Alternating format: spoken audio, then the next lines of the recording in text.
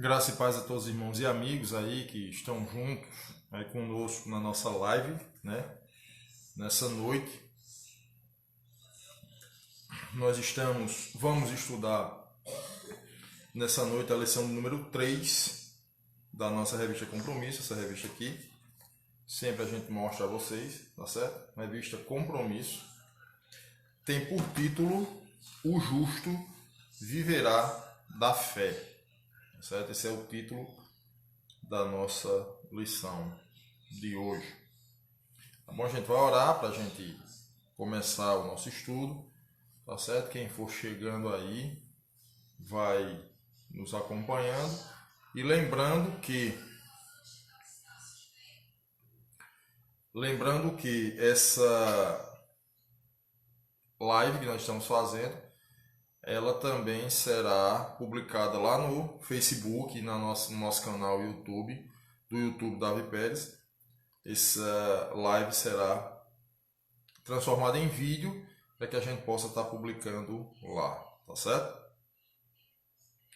Esse tema de hoje, o justo viverá pela fé, ele tem muito a ver com essa situação que a gente está vivendo mundialmente nesses últimos dias.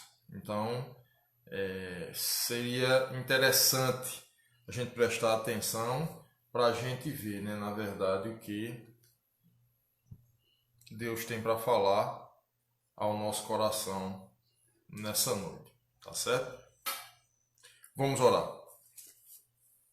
Senhor, nosso Deus e Pai, nós te agradecemos, Senhor, por mais esse dia. Agradecemos ao Senhor por tudo que o Senhor tem feito.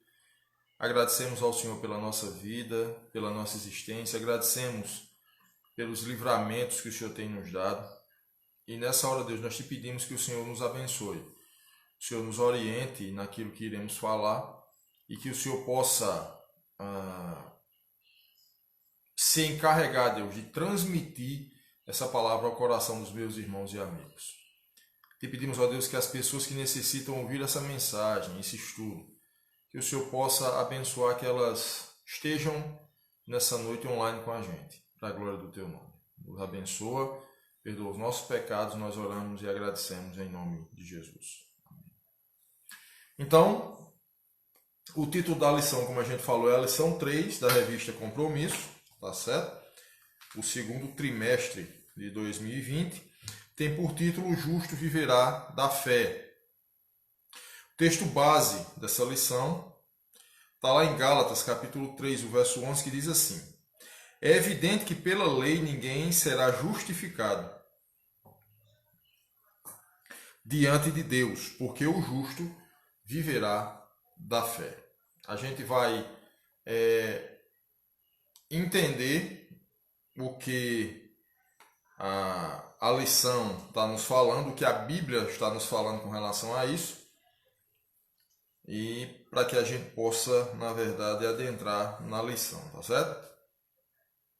E a primeira pergunta que a lição nos traz aqui, e eu gostaria muito que as pessoas que estão online pudessem, né, colocar aí nos comentários, o que é fé para você? O que é fé? Certo? Saulo está online, que eu estou vendo aqui. Socorro Santos é a minha prima lá do Ceará, também está online. E tem uma terceira pessoa online que eu não estou vendo aqui. Deixa eu ver. Eu não estou conseguindo. Eu vejo que tem 3 pessoas online, mas... Não, 3. Eu não estou conseguindo identificar a terceira. Mas para vocês que estão online, o que é fé? O que vocês entendem por fé? Pode colocar aí nos comentários.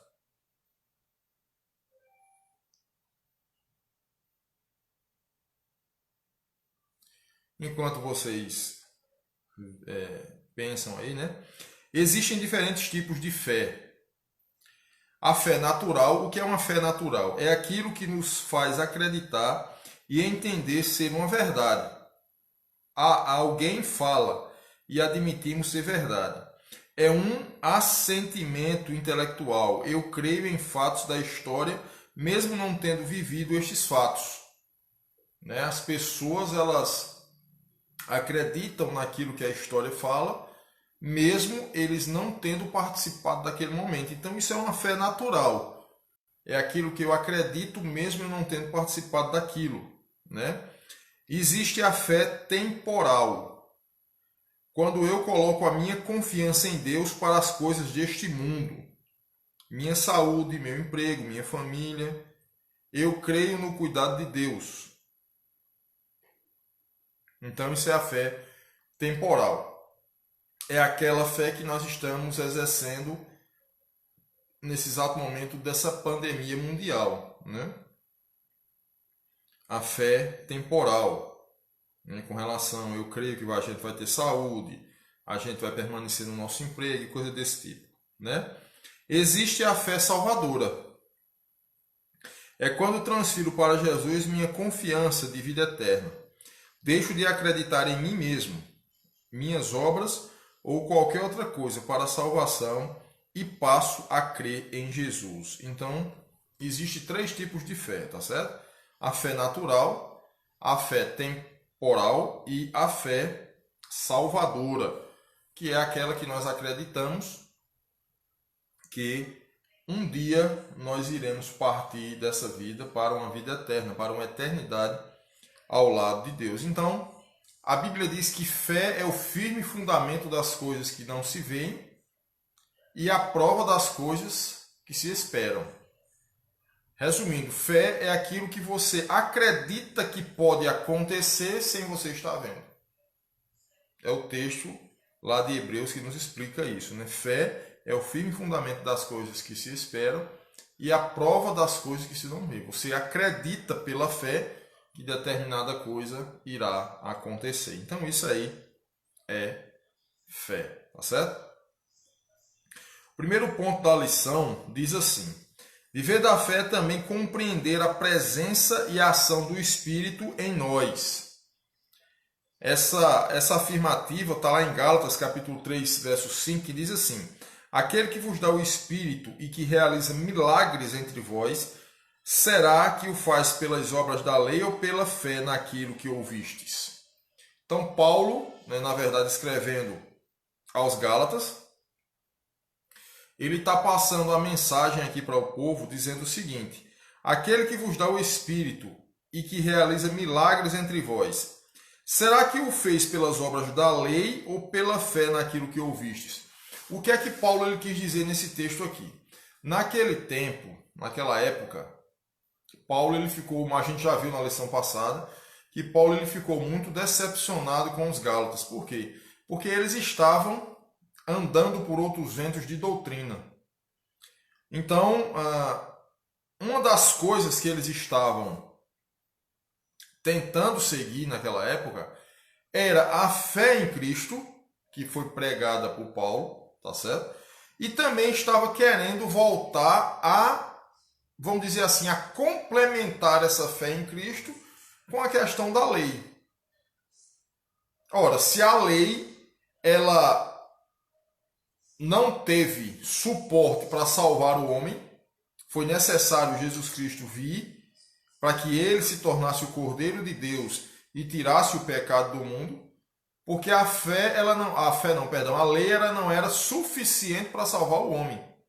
O homem, para viver pela lei, ele tinha de cumprir toda a lei. E a Bíblia diz que eram 613 leis. A gente só pensa em lei quando a gente vê aquele compêndio ali dos 10 mandamentos. Não matarás, não adulterarás, não furtarás. Aquilo ali foi um resumo da lei, das ordenanças. Mas, na verdade, a lei propriamente dita, ela era composta por 613 leis, que era impossível do homem cumprir. Impossível do homem cumprir. Diz assim: retornar ao legalismo seria como negar toda a ação do Espírito Santo na vida daqueles crentes lá. O fato de terem ouvido a pregação com fé foi que fez com que eles tivessem recebido o Espírito Santo. Porque então retornar à lei? Se eles entendiam que tinham recebido o Espírito Santo através da pregação de Cristo, para que eles iriam voltar para a lei? Viver da fé, portanto, é ter a compreensão e a prática da presença do Espírito e viver nele. Viver da fé, portanto, é ter a compreensão e a prática da presença do Espírito e viver nele. Precisamos entender que o Espírito Santo de Deus, ele hoje habita nessa terra que nós moramos. A Bíblia diz que o nosso corpo é templo do Espírito Santo, por isso que nós temos de cuidar bem dele, tá certo? E quem vive da fé tem de ter a compreensão e a prática da presença do Espírito Santo no seu viver. Não é só dizer eu tenho o Espírito Santo, eu tenho fé. Não, tem de mostrar com as práticas de vida que realmente vive através desse Espírito. Além de ser o selo, a garantia é o Espírito que faz que esta vida na fé seja vitoriosa e nos conduz à semelhança de Cristo. Os Gálatas, segundo Paulo, tinham experimentado grandes maravilhas, milagres tinham acontecido entre eles, por obra do Espírito.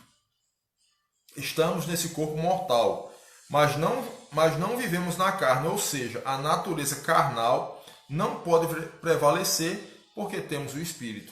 Por isso que a Bíblia diz o seguinte, que aquele que está em Cristo, nova criatura é.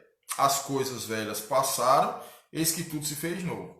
Se nós estamos em Cristo, aquelas coisas que faziam parte da nossa vida anteriormente, e a gente pode, humanamente falando, de algumas aqui, né?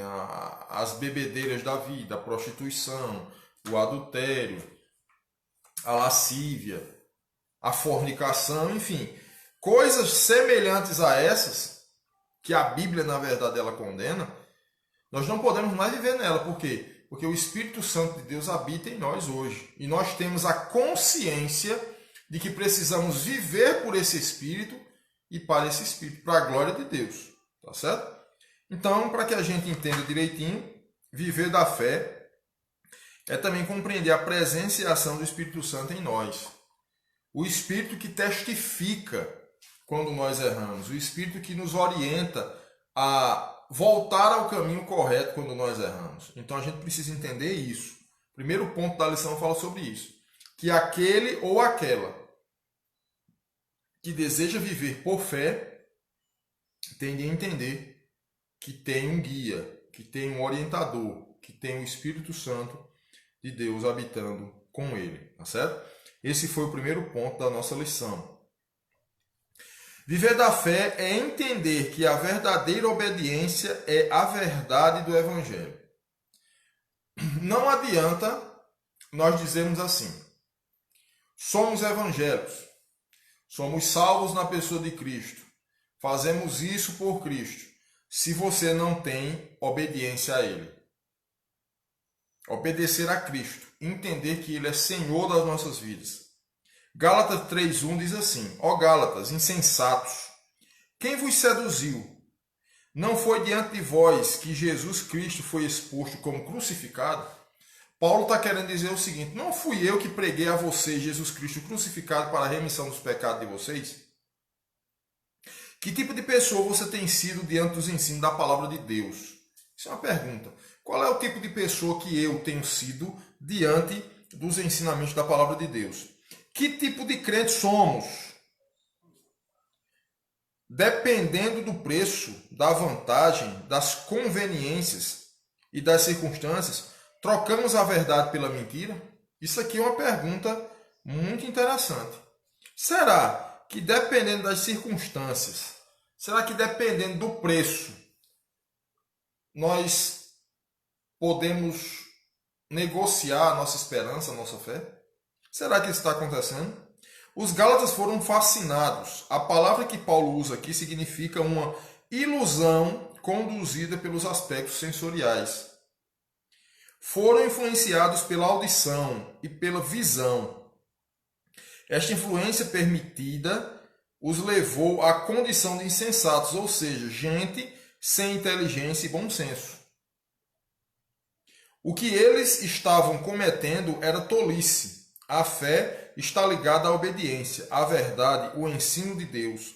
Vivemos tempos trabalhosos quanto à fé.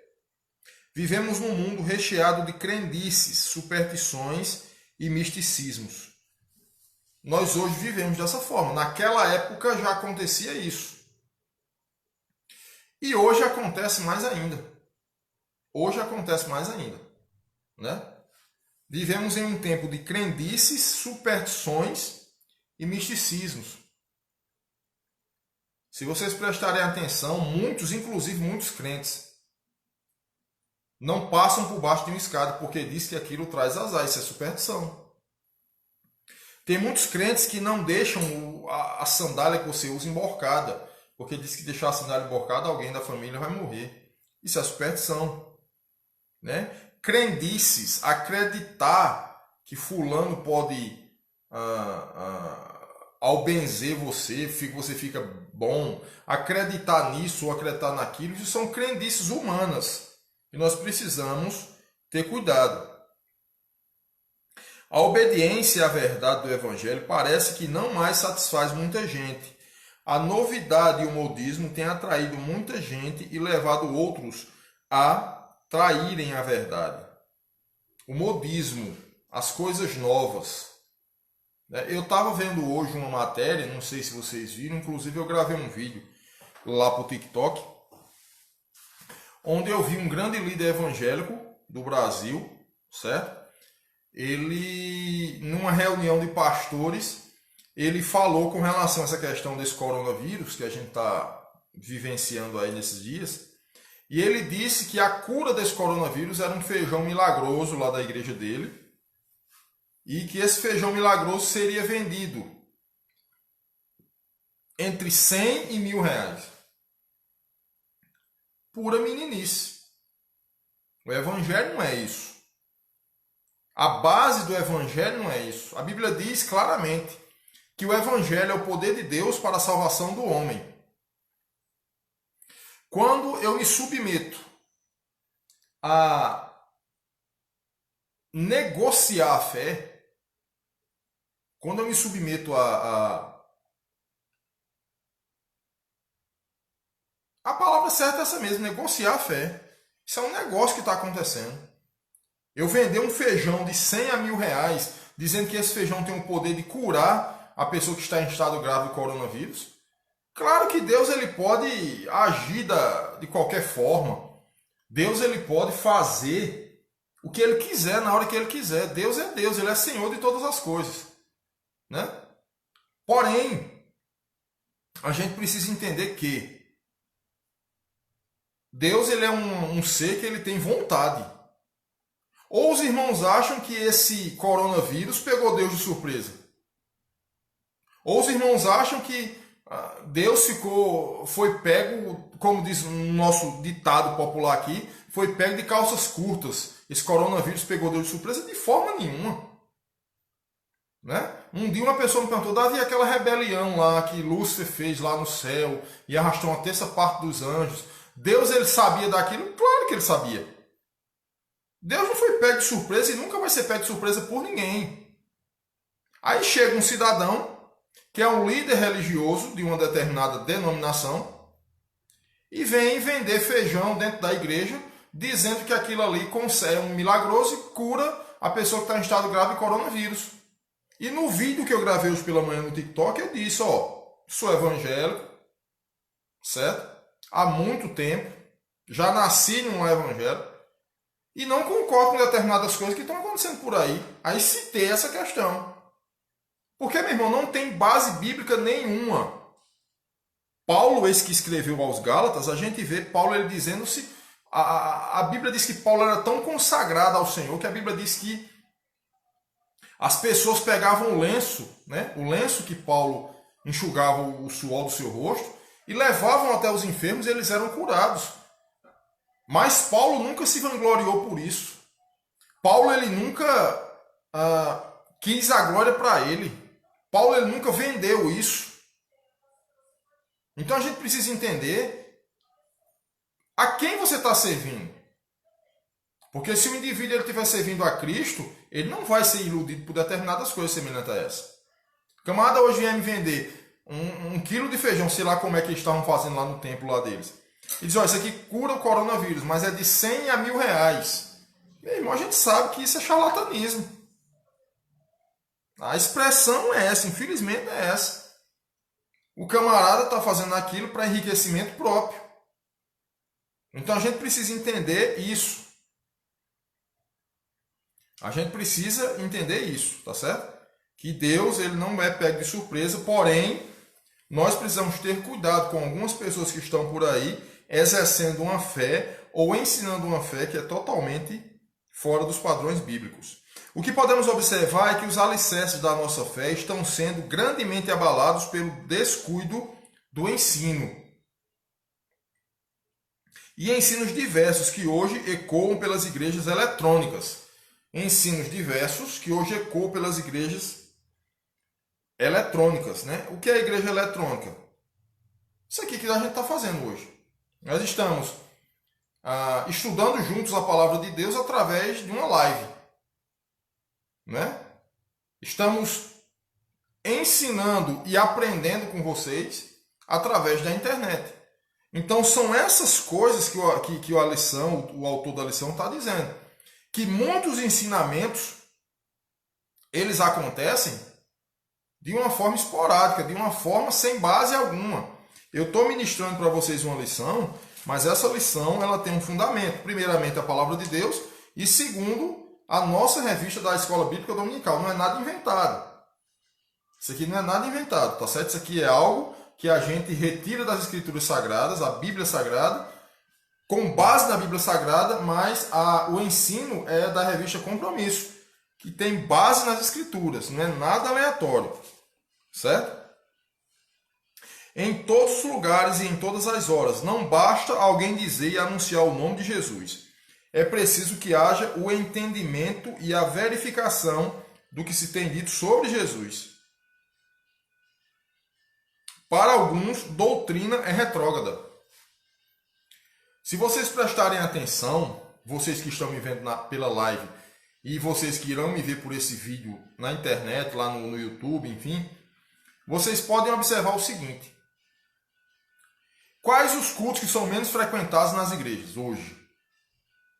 Escola Bíblica Dominical, culto de oração e culto de doutrina.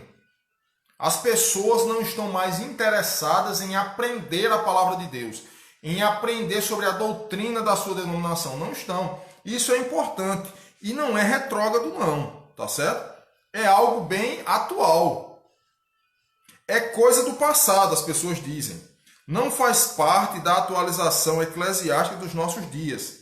A conveniência é maior e mais interessante do que a convicção. Aquilo que é conveniente para mim é mais interessante do que a convicção.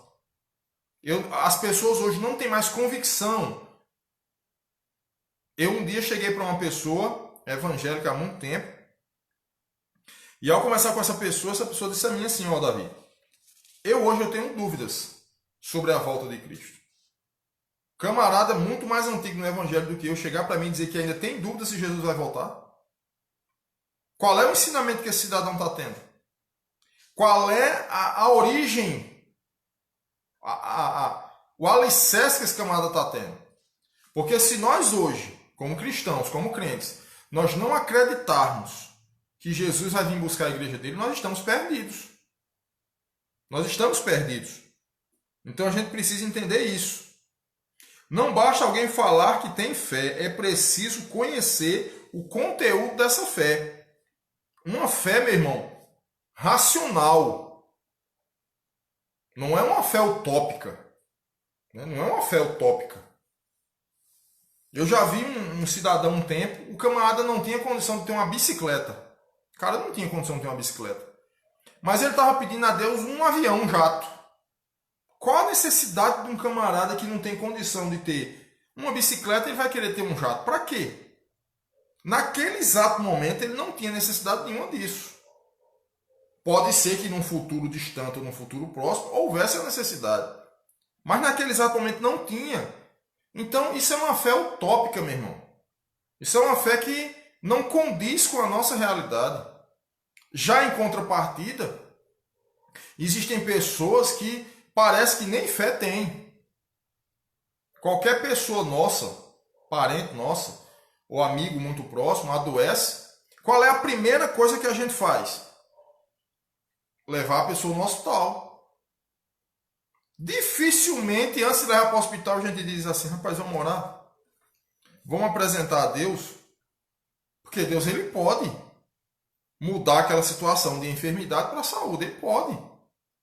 Mas nós estamos tão arraigados nessa terra, as nossas raízes estão tão presas nessa terra, que muitas vezes a gente esquece que existe um Deus superior a todas as coisas. Então é isso que Paulo está falando aqui. É preciso conhecer o conteúdo dessa fé. É pelo conteúdo que podemos avaliar e conhecer a fé. Não posso separar a fé da obediência à verdade. Eu não posso. Eu preciso ter fé, mas também eu preciso obedecer à verdade. Qual é a verdade que nós temos a base? A palavra de Deus. A Escritura Sagrada, as Escrituras Sagradas. Eu não posso falar uma coisa com relação à fé que não esteja balizado na Bíblia Sagrada. Porque o próprio Paulo, ele disse, se eu estiver pregando para vocês aqui, na lição passada a gente viu isso, e descer um anjo do céu e vos pregar outro evangelho que não seja este, está posto, a Bíblia Sagrada, seja amaldiçoado. Não acreditem, é mentiroso. E nos nossos dias de hoje a gente vê coisas desse tipo. Nós vemos coisas desse tipo. Os Gálatas estavam sendo inclinados por ensinos escusos e a abandonarem a obediência à verdade do Evangelho para voltar a obedecer à lei. Aquela lei lá que Moisés, claro que foi Deus que permitiu, mas que Moisés implantou, aquela lei eles estavam querendo voltar. Um dia eu conversando com uma pessoa aqui, nesse nosso tempo, e a pessoa dizendo o seguinte, Davi, eu sei que Jesus ressuscitou no primeiro dia da semana, que é o domingo, mas eu também guardo o sábado. A gente precisa entender que o sábado, ele estava válido na antiga aliança. A partir do momento que Jesus morreu e ressuscitou, as coisas da lei passaram. Nós não estamos mais debaixo do jugo da lei. Aquilo ali passou. Aquilo ali não existe. Aí tem algumas pessoas que gostam, principalmente os desigrejados, que são denominados assim hoje, eles gostam de querer pegar a gente que crê dessa forma, quando diz assim, se a questão é do passado, se a lei não existe mais, por que as igrejas hoje cobram dízimo? Cobram não, falam sobre o dízimo. Porque a Bíblia relatava do dízimo no Antigo Testamento, relata, e relata também o dízimo no Novo Testamento. Jesus não aboliu o dízimo. Pelo contrário. Chegaram para Jesus, mostraram uma esfinge, né, uma moeda, e perguntaram a Jesus se era necessário pagar o imposto. Jesus pegou, né, a Bíblia diz que ele pescou um peixe, tirou de dentro da boca do peixe aquela moeda e disse, de quem é essa esfinge que está nessa moeda? Aí algumas pessoas disseram, é de César. Ele disse, então, dê a César o que é de César e entregue a Deus o que é de Deus. Ele não aboliu o dízimo. Mas com relação ao sábado, Jesus foi um crítico enfático com relação a isso. Ele era senhor do sábado, meu irmão. Os fariseus criticaram ele porque ele comeu espigas de milho com seus discípulos no sábado. Os fariseus chegaram e disseram assim, se uma vaca cair num precipício e for num dia de sábado, o que é que o senhor vai fazer? Jesus disse, vocês vão deixar a vaca morrer lá, porque eu estou parafraseando o texto aqui, tá certo? Vocês vão deixar o animal morrer lá porque é no sábado? Não. Então a gente precisa entender, e Jesus ele veio abolir essas coisas. A graça, a fé em Jesus Cristo, ela é superior à lei. Então não há mais essa necessidade, tá certo? De estarmos vivendo na graça de Cristo e guardando a lei. Não há necessidade disso. Só graça e fé no Senhor Jesus, tá certo? Terceiro ponto da lição. Viver da fé traz entendimento da importância do resgate da maldição da lei. Vamos entender isso aqui direitinho, tá certo? Gálatas 3,13 diz assim, Cristo nos resgatou da maldição da lei, tornando-se maldição em nosso favor, pois está escrito, maldito todo aquele que for pendurado em um madeiro. Olha o que é que o texto diz assim, em Cristo fomos salvos da maldição da lei. Infelizmente, muitos ainda vivem perpetuando o ensino e a prática da maldição. Não há mais como o salvo carregar sobre si e transferir para outros tipos de maldição. A Bíblia diz que nenhuma condenação há para os que estão em Cristo Jesus. Não há porque o novo carregar sobre si coisas velhas. Não há. Não há. Consequência da antiga dispensação. A gente precisa entender isso, que a antiga dispensação, a lei, antes de Jesus Cristo, o homem para ser salvo dos seus pecados, ele tinha de cumprir toda a lei. Ele não podia deixar uma de fora, ele tinha de cumprir tudo aquilo ali. E como eu disse a vocês no início da lição, eram 613 leis impossíveis do homem cumprir. Por isso que Jesus veio. Na verdade, somos novas criaturas e as coisas velhas já passaram. O sangue de Jesus é mais poderoso do que qualquer tipo de maldição. Por que maldição? Porque se o homem não conseguisse cumprir tudo aquilo ali, ele não conseguiria salvação. E Jesus se tornou maldição quando a Bíblia diz, como a gente leu no texto, aqui ó, Gálatas 3,13, Cristo nos resgatou da maldição da lei, tornando-se maldição em nosso favor, pois está escrito, maldito todo aquele que for pendurado em um madeiro. Jesus morreu pendurado numa cruz. Tornou-se maldição pelos nossos pecados. Na verdade, somos novas criaturas e as coisas velhas passaram, né? Isso aqui a gente já leu. Fomos resgatados pelo sangue de Cristo de toda a maldição da lei. A vida em Cristo Jesus é de livramento, porque encontramos nele a verdade, porque ele é a verdade. Paulo usa a palavra para resgate, que tem um sentido de comprar para libertar. Por isso que a Bíblia diz que ele nos comprou com o seu precioso sangue. Ele comprou para libertar. É como um escravo, naquele tempo da escravatura, né? As pessoas, muitos senhores de engenho, muitos fazendeiros fizeram isso. Compraram escravos de outras pessoas para dar a carta de alforria. Jesus Cristo fez isso. Jesus Cristo comprou, com o sangue dele, ele nos resgatou para nos dar liberdade, para nos libertar. Para trazer de volta uma compra que tem um objetivo. Fomos comprados por um bom preço, o sangue de Jesus, com o objetivo de retornar, de voltar para Deus. Lembram? Quando diz aqui de voltar para Deus, não significa dizer que a gente já era salvo e voltou agora não. Tá certo? Nós estávamos perdidos. A Bíblia diz que nós estávamos perdidos em nossos delitos e pecados. Quando a lição, o texto nos fala voltar para Deus, está levando o homem lá para o Jardim do Éden de novo. Está apresentando a mim e a você a comunhão que Deus tinha com o homem naquela época lá, Adão. A Bíblia diz que na viração do dia, Deus ia conversar com Adão. E essa comunhão foi quebrada pelo pecado. Então, quando diz assim, voltar para Deus, significa dizer voltar à comunhão. Voltar a ter comunhão com o Criador. É isso que nós precisamos pensar. Cristo nos livrou da maldição da lei por meio de sua morte expiatória e vicária na cruz do Calvário. Fomos libertos do pecado e de todo o legalismo. Fomos libertos. Nenhuma condenação há para os que estão em Cristo Jesus. Não há mais nenhuma condenação para aqueles que andam em Cristo Jesus. Que deixaram de andar na carne e agora andam no Espírito. Tá certo? Então a gente precisa entender isso. Não há necessidade do homem estar guardando rudimentos do mundo. Não há.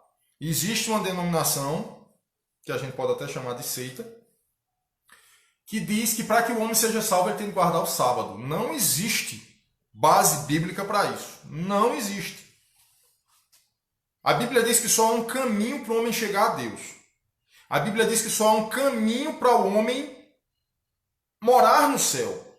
É aceitar Jesus Cristo como Senhor da sua vida. É isso que mexe na cabeça do povo. É isso que mexe na cabeça das pessoas.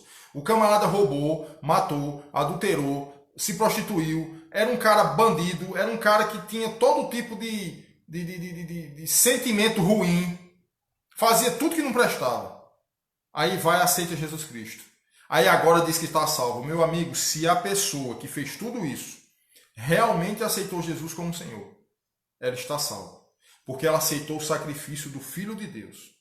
Ela aceitou Jesus como Senhor da sua vida. A partir daquele momento, há o perdão dos seus pecados e aquela pessoa torna-se filha de Deus ou filho de Deus através do sangue de Cristo. Tá certo? Então não há mais necessidade aí de estarmos guardando a lei. Tá bom? Deixa eu ver aqui. Primeiro, segundo, terceiro, quarto ponto da lição. Viver da fé faz entender que a lei é boa quando é entendida como aio. Vamos entender isso aqui, tá certo? Essa palavrinha aqui, aio, que muitas pessoas têm dúvida com relação a isso aqui. Gálatas 3:24. Desse modo, a lei se tornou o nosso guia para nos conduzir a Cristo, a fim de que pela fé fôssemos justificados. Aio foi a palavra utilizada por Paulo para entender sobre aquele que ensina. Aio era o pedagogo. Na verdade, deixa eu explicar a vocês aqui. Aio, na verdade, era uma pessoa que ensinava, que instruía, que apontava o caminho certo, é esse aqui. Certo? Era aquele que diariamente acompanhava e transmitia conhecimento à vida e vida para as pessoas, especialmente as crianças. O aio era aquele que guiava, dirigia e conduzia. Era uma pessoa que orientava, tá certo? Era o autor de uma criança, era o tutor de uma criança, desculpa. Era responsável pela educação da criança, também conduzindo a escola. Tinha uma missão muito digna do desenvolvimento intelectual e da educação de uma criança. Também o aio servia de proteção e segurança. Paulo diz que a lei precisava ser vista e entendida dessa forma. Aquele que conduz, que ensina algo, a lei, portanto, serviu de aio, serviu de guia, serviu de orientação, de bússola para indicar o caminho.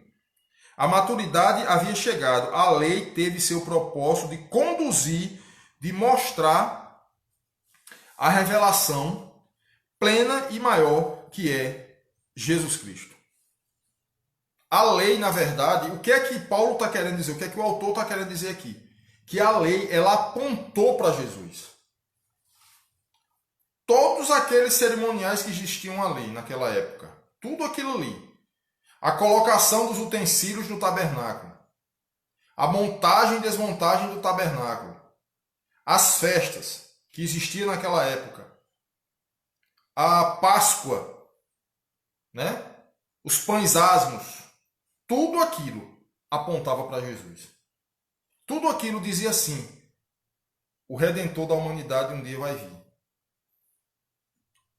Serviu, a Bíblia diz que serviu como aio a lei, para apontar até que ele viesse. E ele já veio, né? Na maturidade não precisaria mais do aio. Já teria cumprido sua tarefa. Tinha tarefa limitada e temporária. Quem está em Cristo não precisa mais do aio, da lei para a sua salvação. Não há mais necessidade da lei para que o homem que está em Cristo se salve. Não tem mais necessidade. Não é Jesus e a lei. É a suficiência de Jesus. Não, eu vou guardar o domingo, que foi o dia que Jesus ressuscitou, e eu louvo a ele nesse dia, e a igreja louva ele nesse dia, mas vou guardar o sábado também, porque o sábado é um dia santo. Não há mais necessidade disso. Não precisa mais disso, tá certo? Os cristãos da Galácia tinham, na verdade, exagerado no reconhecimento da importância e valor da lei, entendendo que, pela lei, deveria permanecer presente como essencial à vida cristã. Depois que chegou o tempo da fé e da graça, não estamos mais debaixo do aio. Olha o que é que o autor está dizendo aqui. Depois de ter chegado o período da graça, do sangue de Cristo, do sacrifício de Cristo, não há mais necessidade de estarmos debaixo do aio, daquela condução, daquela orientação para Jesus. Não precisa mais. Portanto, viver na fé é também compreender a temporalidade da lei. Entender e compreender a lei como algo útil. Sim, nesta compreensão, portanto, surge a necessidade de compreender e praticar o propósito definido da lei. Qual era o propósito definido da lei? A lei teve seu tempo definido de sua aplicação. A lei existe para apontar, para conduzir a Cristo, jamais igualar ou substituir Jesus. É para isso que a lei serve, para apontar. A lei apontava para Jesus. Né? Jesus, naquela época, a Bíblia diz que o Cordeiro foi morto desde a fundação do mundo. Mas, humanamente falando, naquela época, Jesus não tinha sido crucificado ainda. Ele não tinha vindo, ele não tinha nascido ainda. Humanamente falando, não. Tá certo? Então, a lei apontava para ele. É tanto que Isaías, 700 anos antes dele nascer, Isaías profetizou. E a Virgem dará à luz um filho, e o seu nome será Emanuel, e Deus conosco, Pai da eternidade, Príncipe da paz, enfim. Apontava para Jesus. As profecias apontavam para Jesus. Tá certo? Então, a lei teve seu tempo definido de sua aplicação. Passou.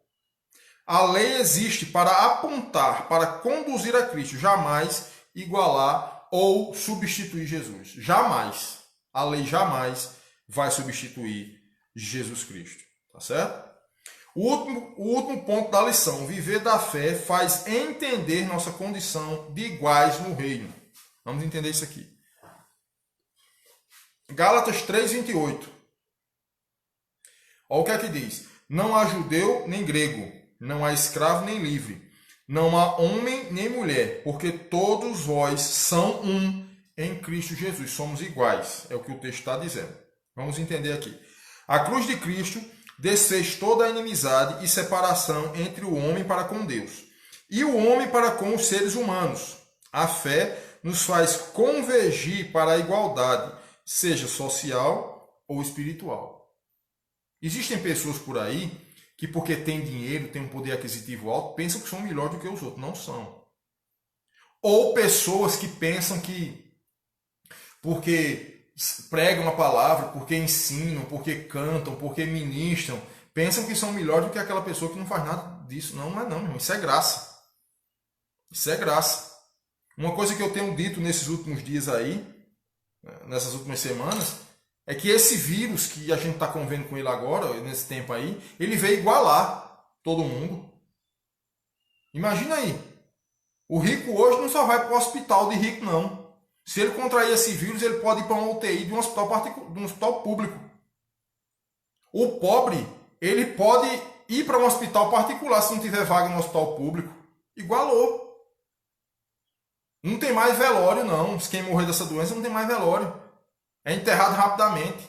Não se enterra mais em túmulo, não. É uma vala aberta no chão, muito profunda, para poder enterrar o camarada. Cadê? Igualou. O dinheiro não vai salvar. O dinheiro não vai fazer com que você não tenha essa doença. Não. É graça e misericórdia de Cristo. O pecado trouxe separação, discriminação, mas Jesus trouxe união e harmonia. Jesus quebrou a barreira cruel de povos para sermos um só povo, uma só família. A visão da unidade é igual em Cristo. A visão da unidade e igualdade em Cristo faz parte do modelo do viver pela fé.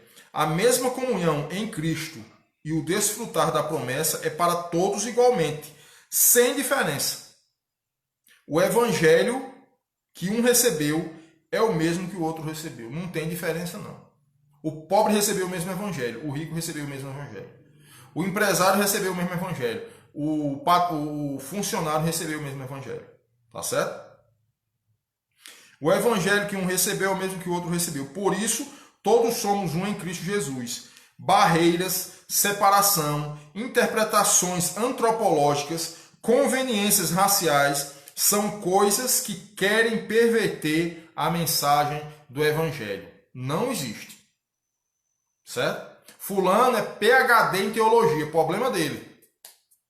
Se ele não viver de uma forma digna, se ele não viver como um salvo, não serve de nada o PhD dele, não serve de nada o anel que está no dedo dele. Não serve de nada. A gente precisa entender isso. Jesus Cristo ele veio romper essa barreira. Jesus Cristo veio salvar o homem. Jesus Cristo veio dar vida ao homem que estava atolado no lamaçal de pecado. Aquele sacrifício na cruz do Calvário é a maior prova de amor de Deus pela humanidade. É a maior prova do amor de Deus pela humanidade. É ter dado o filho dele para morrer no nosso lugar. Porque se não fosse a morte de Jesus, se não fosse o sacrifício de Cristo, se não fosse Jesus ter morrido naquela cruz, ter vertido o seu sangue, não existiria ninguém na terra para contar nenhum tipo de história. Porque só ele poderia fazer aquilo, mais ninguém. Conclusão.